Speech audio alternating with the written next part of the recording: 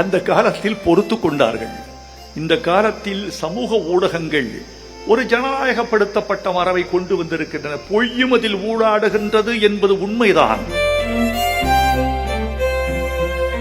சினிமாவுக்கு பாட்டெழுதுவது அவ்வளவு எளிதல்ல. கதாநாயகன் நிலைமை தெரியணும், கதாநாயகி நிலைமை தெரியணும், ரெண்டு பேருக்கும் உள்ள உறவு தெரியணும், எங்க படம் எடுக்க போகிறார்கள் தெரியணும். நான் முதல் மரியாதை படத்துக்கு பாட்டு எழுதுகிற போது, ராசாவே உன்னை நம்பி இந்த ரோசாப்பு இருக்குதுங்கன்னு ஒரு பாட்டு.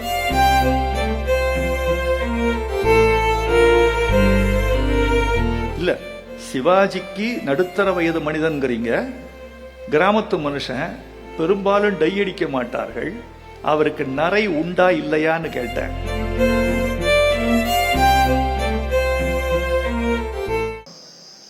மிக முக்கியமான ஒன்று,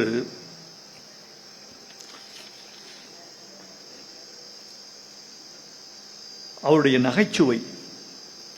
அவருடைய நகைச்சுவையெல்லாம் இப்போது சொல்ல முடியாது ஐயா. சொன்னால் இந்த வளாகத்துக்குள் நான் நிற்க முடியாது. அந்த காலத்தில் பொறுத்து கொண்டார்கள். இந்த காலத்தில் சமூக ஊடகங்கள் ஒரு ஜனநாயகப்படுத்தப்பட்ட மரபை கொண்டு வந்திருக்கின்றன. பொய்யும் அதில் ஊடாடுகின்றது என்பது உண்மைதான். ஆனாலும் ஒவ்வொரு மனிதனும் ஜனநாயகனாக ஆகிவிடுகிறான். இந்த சமூக ஊடகங்களில் இருந்துவிட்டு போகட்டும், அதில் நன்மைகள் வரட்டும், தீமைகளை நீங்கள் பார்த்துக் கொள்ளுங்கள்.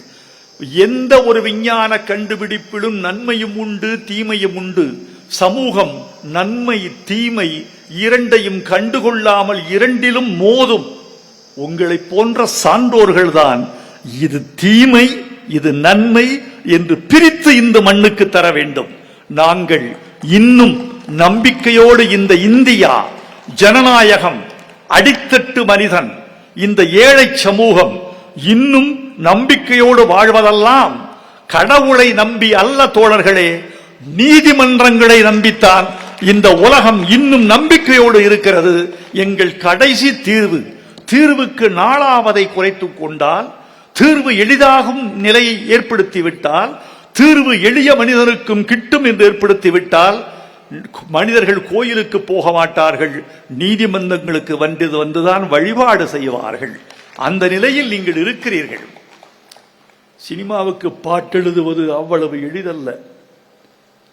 கதாநாயகன் நிலைமை தெரியணும், கதாநாயகி நிலைமை தெரியணும், ரெண்டு பேருக்கும் உள்ள உறவு தெரியணும், அப்புறம் தயாரிப்பாளர் யாரு தெரியணும், எங்க படம் எடுக்க போகிறார்கள் தெரியணும். நான் முதல் மரியாதை படத்துக்கு பாட்டு எழுதுகிற போது, ராசாவே உன்னை நம்பி இந்த ரோசாப்பு இருக்குதுங்கன்னு ஒரு பாட்டு. ஒரு நடுத்தர வயது முதிர்வை தொட்டு கொண்டிருக்கிற ஒரு மனிதனுக்கும் படகோட்டுகிற ஒரு இளம்பெண்ணுக்குமான இனம் புரியாத காதல். சரி, இந்த பாட்டை நான் சொல்றேன். சிவாஜிக்கு படத்தில் நரை உண்டா இல்லையா என்று கேட்டேன்.